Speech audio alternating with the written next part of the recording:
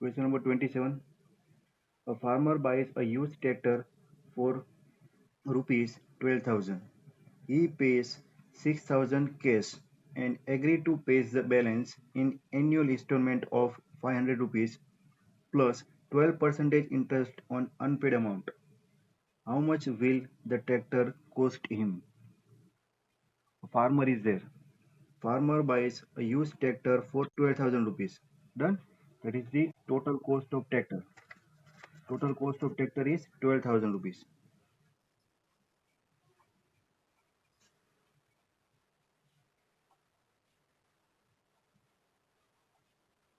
Total cost of tractor is 12,000 rupees. No, a farmer buys a used tractor. Now he pays 6,000 rupees cash. That is down payment. है ना? Down payment करते ना वो. So down payment, cash payment, or we can say down payment. So down payment of tractor is rupees 6,000. 12,000 rupees में tractor decide किया कि वो लेने वाले हैं, उसमें से 6,000 रुपीज़ डाउन पेमेंट दे दिया, cash amount. Now can he agrees to pay the balance, है ना? बैलेंस मतलब अनपेड अमाउंट. टोटल 12,000 का ट्रैक्टर है, उसमें से 6,000 रुपीज़ पे कर दिए, बाकी कितना बचा? Unpaid amount, that is again 6,000. So balance amount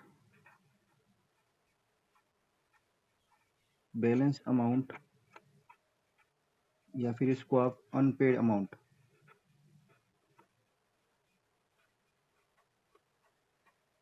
unpaid amount is rupees 6,000, है ना? 12,000 minus 6,000, that is 6,000, that is your balance amount, or we can say it's an unpaid amount.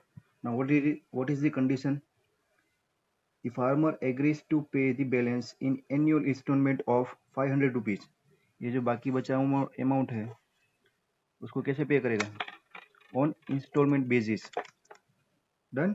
Plus instalment plus 12% interest on unpaid amount. That means वो जब first instalment, second, third instalment pay करेगा तो क्या करेगा? 500 rupees तो देगा, पर जो अनपेड अमाउंट होगी उसका वो 12% इंटरेस्ट भी देगा. So question is, how much will the tractor cost him? So we have to find total cost of tractor. Total cost of tractor. तो ट्रैक्टर कितने में पड़ेगा? Done. So installment is 500 rupees plus 12% of unpaid amount. So first we'll calculate the amount of interest paid by this farmer in buying this tractor, है ना? तो देखो interest कैसे calculate करेंगे? टोटल अमाउंट ऑफ इंटरेस्ट, है ना? So total amount of interest,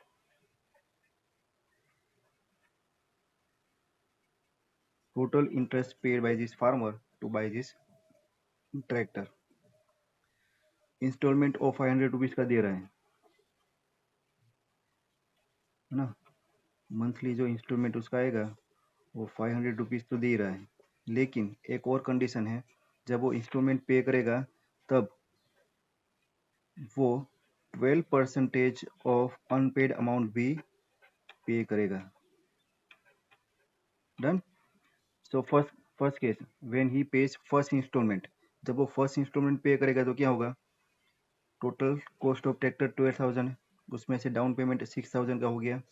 so first instalment जब पे करेगा तब उसका अनपेड अमाउंट कितना होगा? 6,000 रुपीज़. तो फर्स्ट इंस्टॉलमेंट जो आएगा वो आएगा 500 rupees plus 12% of this unpaid amount. तो हम तो सिर्फ अभी इंटरेस्ट ही कैलकुलेट कर रहे हैं, है ना? तो फर्स्ट इंस्टॉलमेंट में उसका जो रेट ऑफ इंटरेस्ट है ना, रेट ऑफ इंटरेस्ट कितना आएगा? तो it's a 12% of unpaid amount. First instalment में अनपेड अमाउंट होगी 6,000. Done. This is first term. Now ये फर्स्ट मंथ हो गया. उसके बाद सेकंड मंथ में जाएगा, यहाँ पर उसने देखो ये इंटरेस्ट प्लस 500 रुपीज़ पे कर दिए. 500 रुपीज़ पे करेगा तो अनपेड अमाउंट कितना होगा अभी यहाँ पर? 5,500. तो सेकंड इंस्टॉलमेंट पे करेगा तभी वो क्या करेगा? 12% ऑफ अनपेड अमाउंट. तो सेकंड इंस्टॉलमेंट आएगा तो अनपेड अमाउंट होगी 5500। आया समझ में? हम सिर्फ इंटरेस्ट कैलकुलेट कर रहे हैं। और नेक्स्ट थर्ड इंस्टॉलमेंट आएगा तब 12% ऑफ, यहाँ पर 500 कट कर दिए तो सेकंड में 5500, यहाँ पर भी वो 500 रुपीज़ देगा। तो अभी अनपेड अमाउंट कितना होगा? 5000। डन। तो ऐसे करके करके वो लास्ट में जब देगा इंस्टॉलमेंट तो 500 रिड्यूस हो रहे हैं, तो लास्ट में कितना बचेगा? 12% ऑफ 500 बचेगा। Is it clear? तो ये आपका आएगा total interest to be paid by the farmer. Calculate करें इसको, है ना, परसेंटेज रिमूव करने हैं तो क्या होगा? 12%, फिर से 12/100 इंटू 6000। डन। हर एक जगह पर 12% आ रहा है देखो, तो इसको मैं चलो लिख ही देते हैं, plus 12% of 5500 plus 12% of 5000. So last term will be 12% of 500 rupees. Done. So here we can take this 12/100 as a common. है ना, हर एक टर्म में देखो ये 12/100 आ रहा है, तो इसको हम कॉमन लेंगे। So this will be equal to 12/100.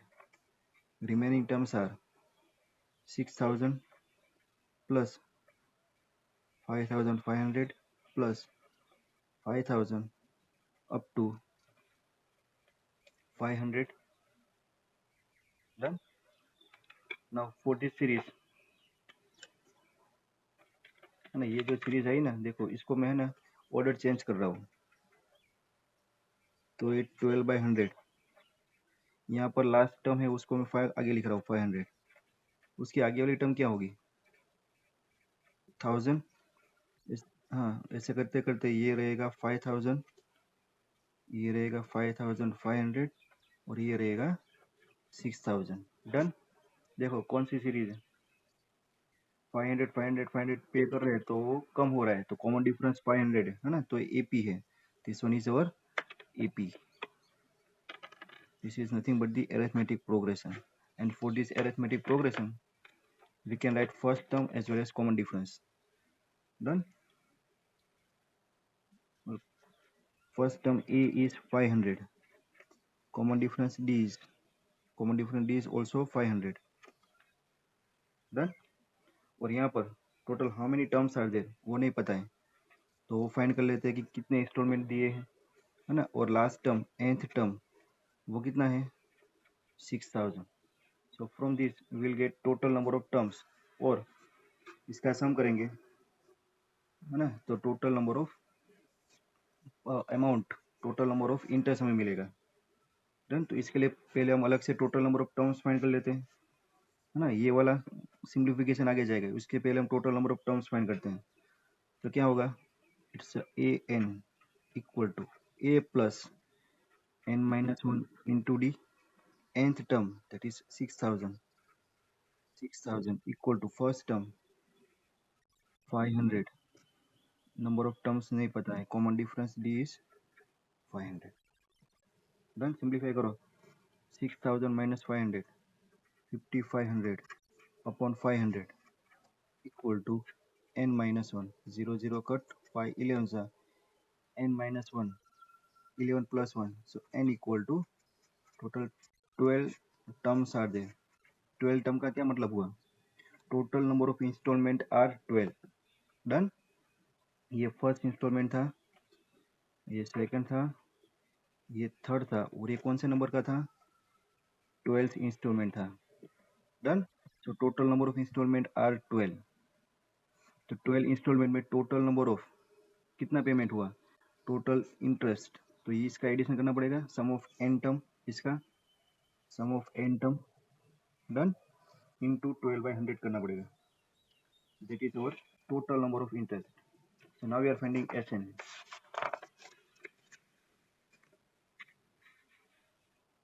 है ना, ये कंटिन्यू जा रहा है आगे। This is equal to 12/100, 12/100। और इसके लिए हम sum of n term find करेंगे। n नंबर ऑफ टर्म्स कितनी है? 12। So s of 12 term, n की जगह पर 12 लेना है।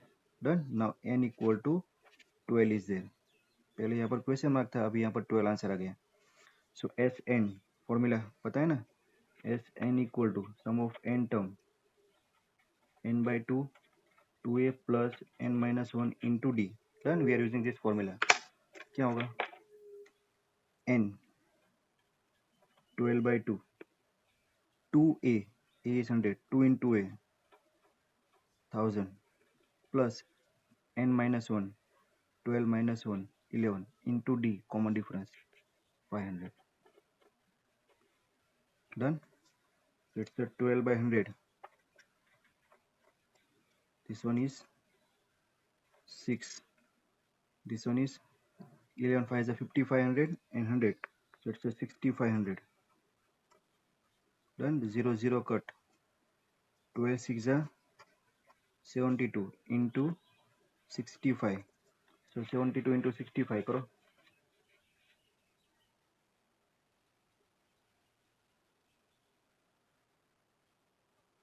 So 4680. So sum of n term, it is rupees 4680. Now what is this 4680? It is total interest, है ना? So total interest on tractor, total amount of interest paid by farmer, it is 4680. Done. Total payment given in installment, total payment given in installment, है ना? Instalment भी दे रहा है वो। कितने instalment दे रहा है वो हमने फाइंड किया। टोटल नंबर ऑफ टर्म्स 12 है, तो 12 इंस्टॉलमेंट में हर एक में कितना दे रहा था वो? 500 rupees. So total installment, total amount of given in installment, that is 6000. Done. What is the question? Find the total cost of tractor. तो क्या होगा बोलो? Total cost of tractor. Therefore, total cost of tractor, down payment दिया था कितना? 6000 plus amount of interest 4680 plus EMI instalment कितने दिए? 6000। ये उसका ट्रैक्टर का टोटल कॉस्ट हुआ। 12 plus 4 16, 16,680 is the total cost of tractor. Clear?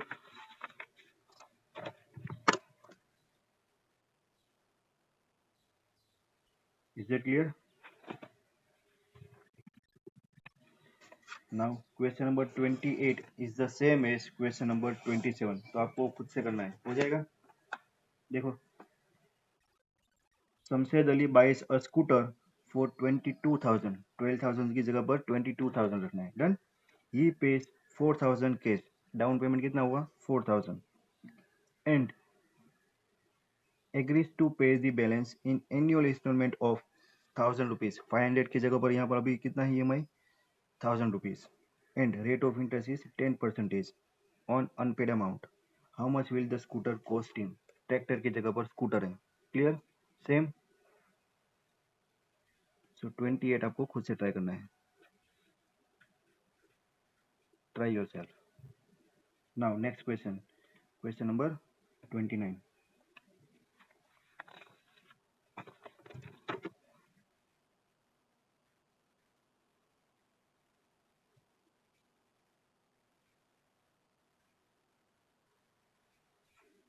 29 question. So here we are given that a person writes a letter to 4 of his friends. A person is there who writes the letter to his 4 of the friend. So let's say person is A. Person writes the letter to its 4 of the friend. जिसके 4 friend को वो letter लिख रहा है। A person writes a letter to 4 of his friends. He asks each of them to copy the letter and mail to 4 different persons with the instruction that they move the chain similarly.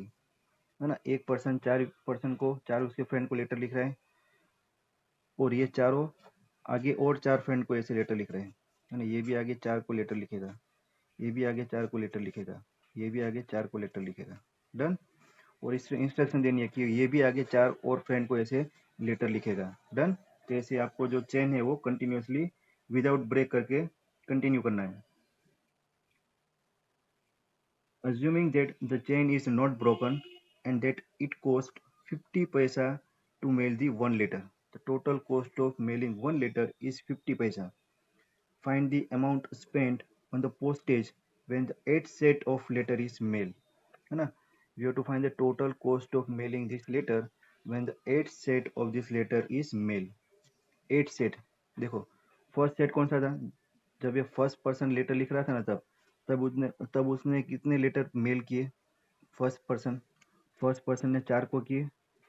तो first जो stage है ना हमारा first set, तो first set में कितने letter post हुए, 4। उसके बाद सेकंड सेट आया, तो वहाँ पर 4 पर्सन थे, सबने 4 4 करके एक एक और लेटर मेल किए। तो टोटल कितने हुए देखो, 4 + 4 8 + 12 + 16। तो जब सेकंड सेकंड सेट था, तब आगे कितना हुआ, 16। ऐसे करते करते ये आगे जाएगा। So here we can say that this is one GP in which first term will be 4 and common ratio है ना, देखो 4 4 लीटर इसको मेल कर रहा है, so common ratio R will be 4। आगे भी आप काउंट करो सकते हो, 4 4 4, है ना। तो 64 आएगा, तो कॉमन रेशियो 4 रहेगा, तब आपको पता चलेगा this is nothing but one GP। Done. So R = 4। आपको क्या फाइंड करना है, total cost of posting this mail when 8 set is mail। so total number of terms भी पता है कि हमारे पास ऐसे टोटल 4 सेट के लिए आगे बढ़ना है। so total number of terms will be 8, n = 8। is it clear? Question is find the total cost of mailing this letter। so first you have to find total number of letters, है ना। ये देखो, ये यहाँ से 4 गए, उसके बाद यहाँ पर ये 16 गए, तो टोटल कितने लेटर पोस्ट होंगे वो फाइंड करना है। That is sum of n term हमें फाइंड करना है। Common ratio is 4। so sum of n terms as n = a r⁻n -1 upon r-1। put the values and simplify it। sum of 8 term, so it's s8, this is equal to 4 r 4⁻8 -1 upon 4 - 1। so this will be equal to 4/3, 4⁻8 करो, 4⁻8 मैं calculator में कर देता हूँ। 4:8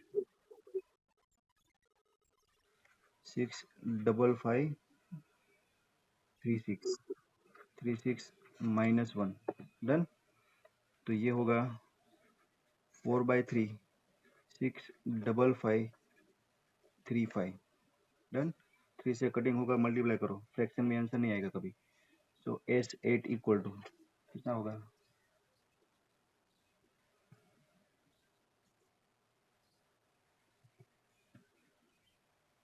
this will be equal to 87380। Done. This is total number of letters. Now total cost of letter,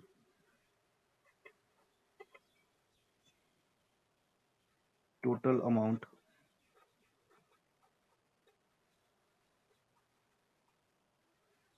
spent on postage। we are given the cost of posting one letter is 50 paisa, rupees में find करना है। so it's the 50/100 rupees into 87380।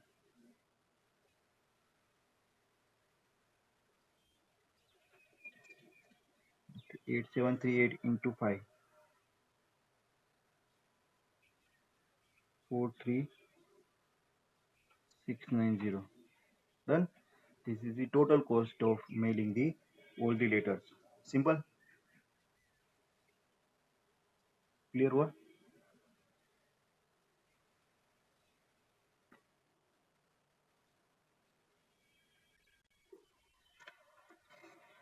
Now question number 30.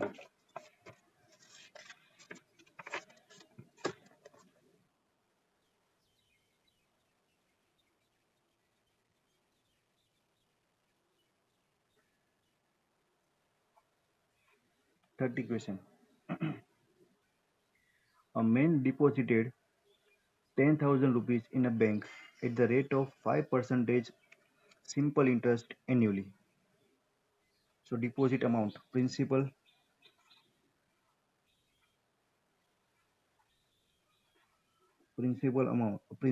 it's a 10,000 rupees.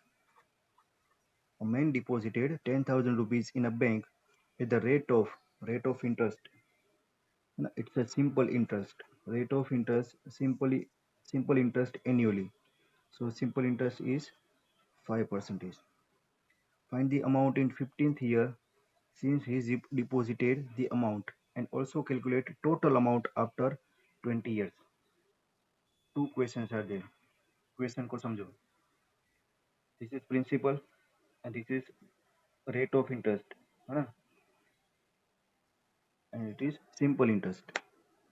Compound interest क्या होता है? जो interest होता है उसके ऊपर एक इंटरेस्ट होता है, उसको हम कंपाउंड इंटरेस्ट बोलते हैं. This is our simple interest. Done. So now question is find the amount in the 15th year.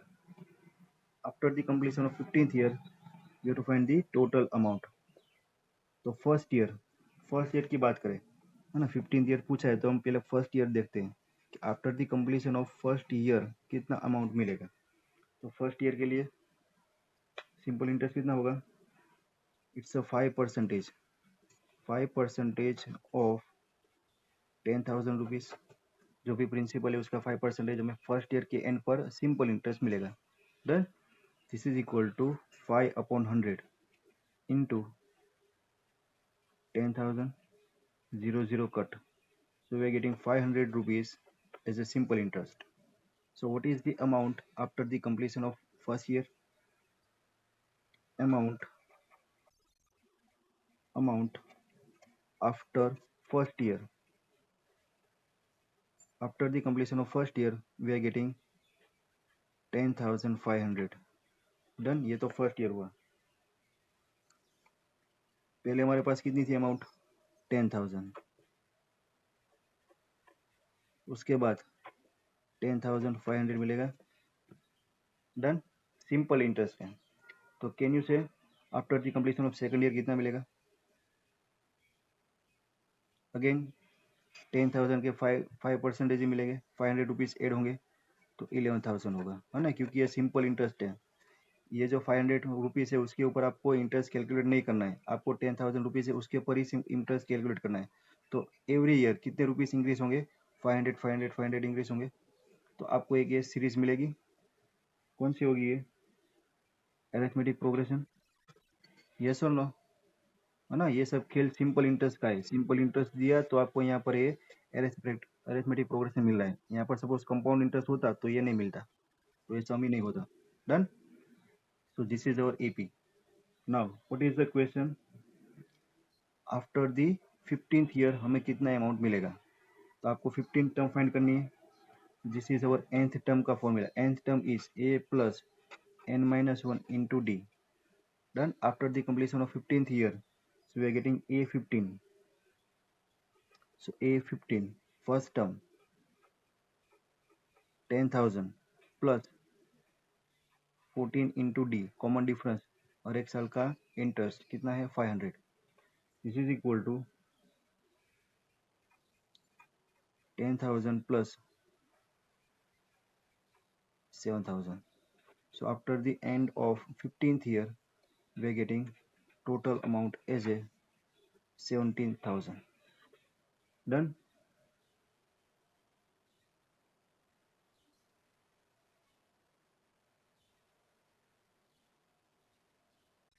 Find the amount in the 15th year since he deposited the amount. Now calculate the total amount after 20 years. Total amount after 20 years, इसका क्या मतलब हुआ?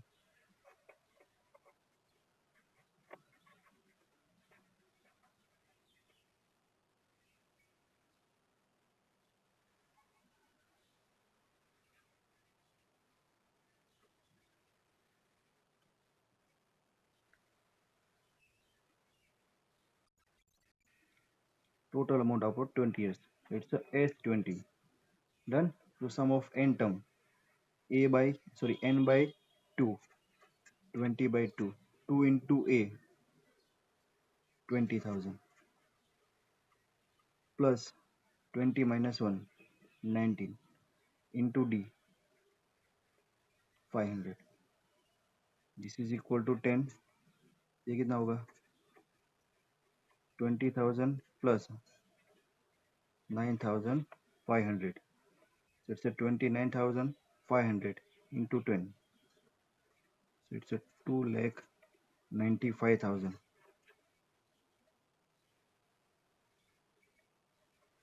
So after 20 years, a man will get 2,95,000 rupees. Done.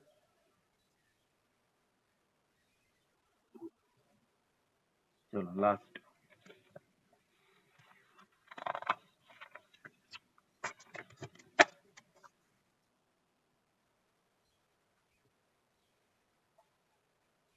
(31) number. Depreciation.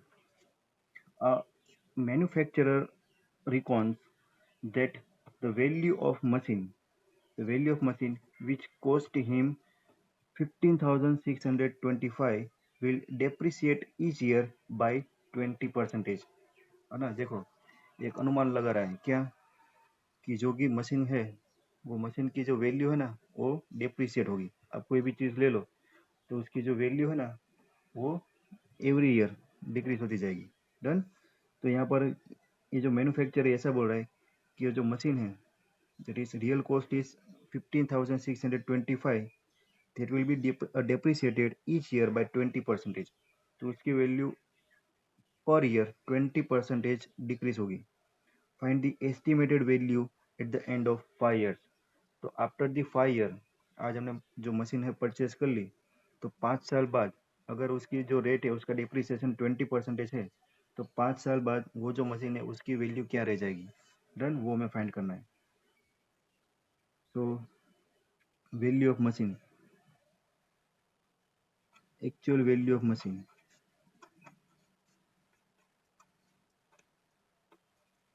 जो machine है उसकी जो actual value 15,625 है. Done. Depreciation कितना है?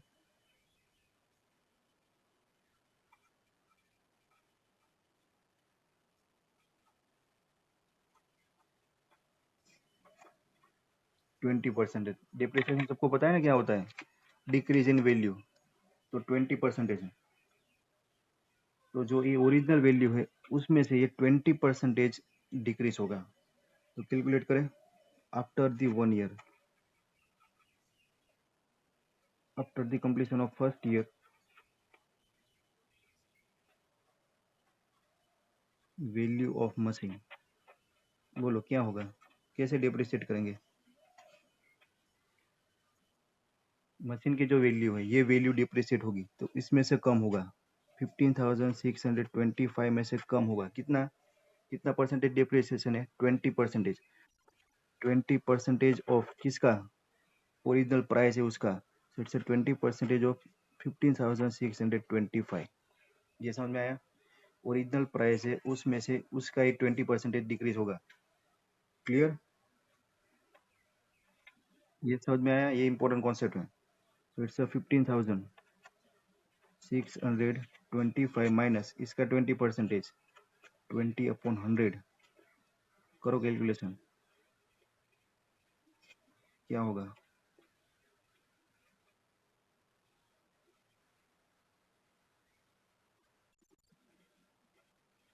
25 है ना. 3125. इसका सब्ट्रैक्शन करो. 5,000 में से 3125 सब्ट्रैक्ट करेंगे तो 500, 12,500 है ना. After the end of first year machine की प्राइस है वो इतनी रह जाएगी. है ना. आप नए एक मशीन लेके आ गए 15,625 में. एक ईयर खत्म हुआ उसकी प्राइस इतनी होगी, इतनी कम होगी. कितनी? 3,125. तो ये first year. Done. After the completion of second year find करें तो क्या होगा देखो, क्योंकि हम है ना first term second term third term find कर रहे हैं, तो हमें फर्स्ट टर्म मिल गई, क्या है फर्स्ट टर्म जो स्टार्टिंग थी ओरिजिनल प्राइस थी ना, वहाँ से स्टार्ट करेंगे। डन। तो ये इतना हुआ पहले ईयर में इतना डिक्रीज हुआ। अभी सेकंड ईयर में देखते हैं, after the second year.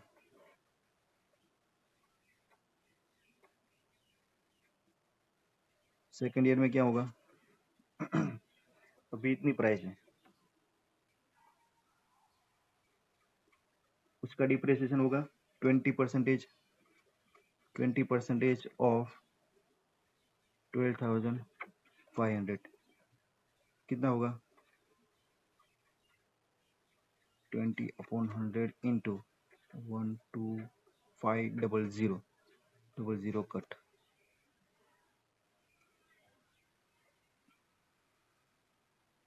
2500 12,500 minus 2500। Second year में 2500 रुपीज उसकी प्राइस कम होगी। डन। तो कितना होगा after the completion of second year the price of machine will be 10,000, है ना 10,000 रह जाएगी। तो सेकंड हमें मिला 10,000।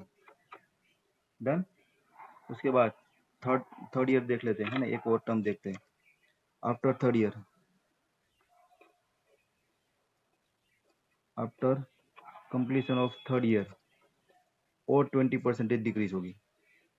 सेकंड ईयर में कितनी थी 10,000, सो 10,000 minus 20% of 20/100 20% of 10,000 000 cut 2,000 cut होगा। सो ये 10,000 था ना, 10,000 10,000 माइनस 2,000। थर्ड ईयर के बाद उसकी प्राइस कितनी हो जाएगी 8,000 रुपीज ओनली। डन। तो थर्ड टर्म आएगा 8,000।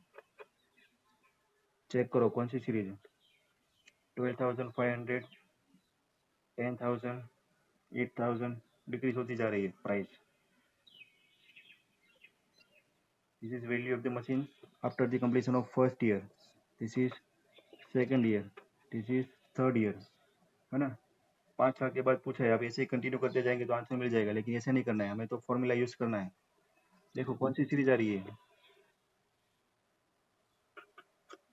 Here, you can check the first term a is 12,500, है ना। जीपी है, देखो common ratio r is 10,000 divide by 12,500 करो, या फिर 8,000 डिवाइड बाई 10,000 करो। 0 कट 100 25 4 जा 25 5 जा 4/5 आंसर आएगा। Common ratio will be constant. Done. So question is what is the price of the machine after the completion of fifth year. तो fifth term find करना है। तो फिफ्थ टर्म के लिए फॉर्मूला क्या होगा A5 AR raise to 4, so AR raise to 4। First depreciation price 12,500, common ratio 4/5 raise to 4। Simplification करो।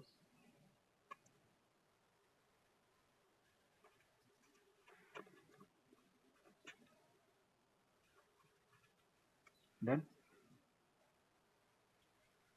4 square 16 नहीं होगा, 16 इंटू 16 256, 256 करो मल्टीप्लीकेशन।